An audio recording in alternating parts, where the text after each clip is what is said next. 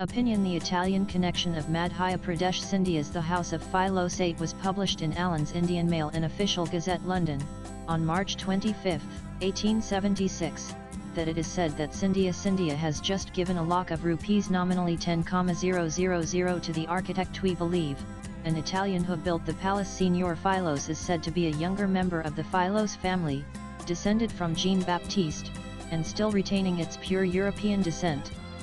This family has, during 4 or 5 generations, furnished faithful servants to the Gwalior princes.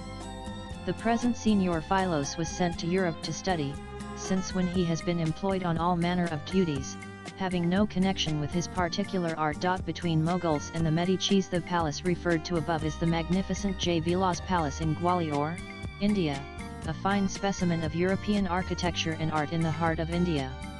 This palace complex was designed and built by Michael Filose after returning from a study tour in Europe.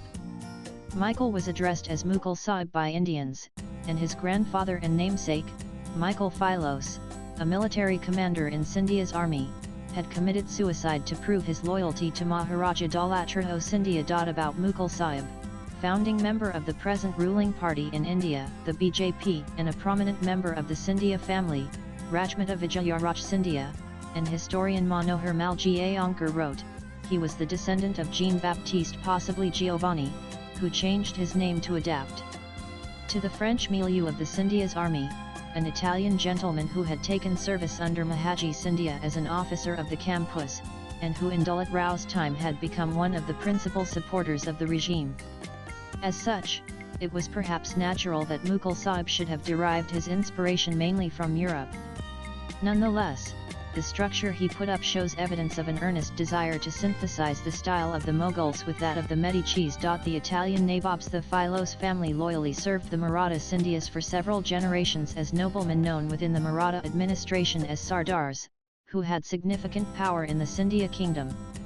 When the last Filose in Gwalior, Colonel Augustine Filose, who was educated in England as a barrister and, on his return to India, was appointed in the judicial department and later as private secretary to Maharani Scindia, emigrated to the homeland of his family, Italy. He left his property to the members of the Scindia family he and his ancestors had served. This Neapolitan family is especially renowned in Maratha history because of the wide spectrum of their contributions, from architecture to coin minting and poetry, and from wars to diplomacy and more.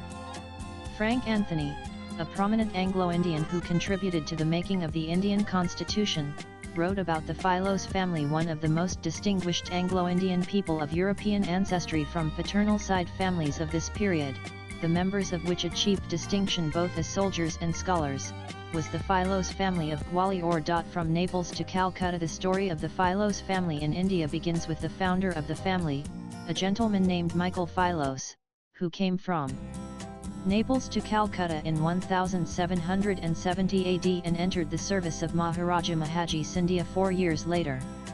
Ultimately he found service with Benoit de Boyne, the Savoyard commander in Mahaji's army. He ultimately commanded a corps under Scindia that numbered 11 battalions. Mahaji trusted him so much that when he went to meet the Prime Minister Peshwa of the Maratha Confederacy in Pune, he took along with him Filose and Dutch Hessing. He had 2 sons, Jean-Baptiste, addressed by Indians as Jan Bates, and Fideli by an Indian lady.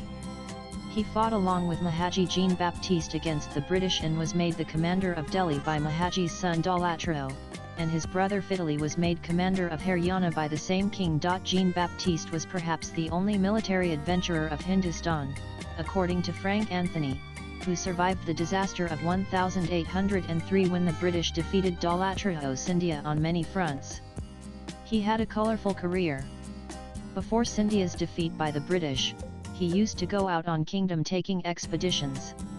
He was the commander-in-chief of the state army, which consisted of 30,000 regular sepoys and the famous artillery that had remained with him since the days of de Boyne.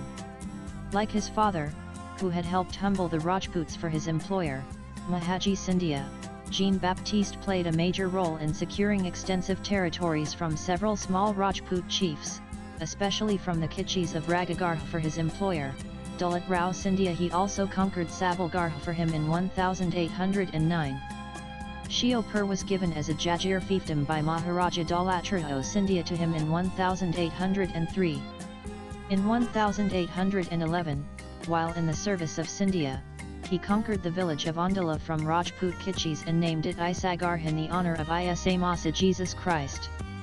He also conquered the famous Indian textile production hub, the city of Chanderi, for his employer, who made him the governor of this city. Jean-Baptiste served the Scindia house for 37 years and died in 1846. He built up a reputation not only as a great soldier but as a great scholar of Persian. In 1835, with his generous aid, Bishop Petsanai extended Akbar's church in Agra westward. This church was the first Catholic church of Agra, and it was the cathedral of Agra till 1848. In 1841, John permitted a Catholic school for boys to be established in his property at Jamuna, Agra, and made a donation of Rs 1 lakh, a very large sum for that time, for the construction of this school. The foundation stone was laid in 1846 by Major O'Gorman of the East India Company.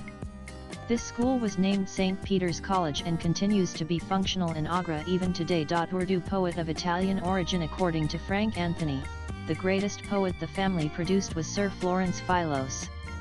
Ram Babu Saxena wrote in his book European and Indo-European Poets of Urdu and Persian that as a poet, Sir Florence is a distinct success.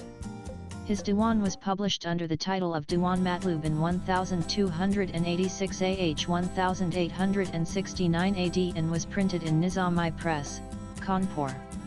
It is a rarity now, and I secured a copy from Mr. Filose, Assistant Private Secretary to His Highness the Maharaja Scindia. As a poet, Sir Florence has displayed considerable powers. His verses suffer from no defects. They have lucidity, flow, grace, and spontaneity. He shows considerable technique and mastery over language. He is clever in the use of the various artifices. His performance is creditable. He deserves a high place in Anglo-Indian poetry and is entitled to be mentioned with respect as an Urdu poet. Florence was born in 1829 and died in the Gwalior state at the ripe age of 83.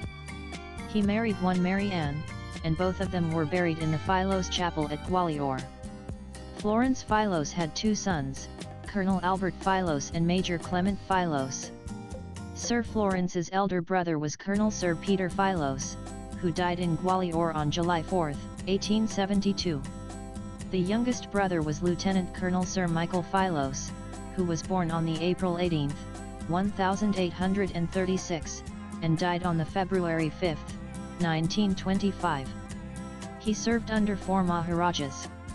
The Pope conferred awards on members of the Filose family. For example, Florence Filose and Clement Filose were made the Knight Commanders of St. Gregory, and Michael Filose too was made the Knight Commander of St. Sylvester. The legacy. Swipe left for next video. There are no Filose living in Gwalior anymore, but their works and contributions to the expansion of the Scindia kingdom have made them an essential part of Maratha history. Even though they were Italians, they understood very well the Maratha way of governance, and Florence was even an Urdu poet. Even today, when visitors visit the Jai Vilas Palace and ask who built this magnificent palace, the answer they get is Michael Filose, and with respect within the palace is kept the bust of this Italian Maratha architect. The Scindias did not treat them as outsiders, rather, they made them a part of their elite aristocracy. They had hereditary titles and fiefdoms given to them by this Maratha family. Information about this family is carefully preserved in the archives of the Scindia Research Center that this author heads. The story of the Filose family teaches the importance of intercultural dialogue and peaceful coexistence, a message that is very important for the world. The author is head, Scindia Research Center, Gwalior. Views expressed in the above piece are personal and solely those of the author. They do not necessarily reflect NEWS18's views. Latest blogs.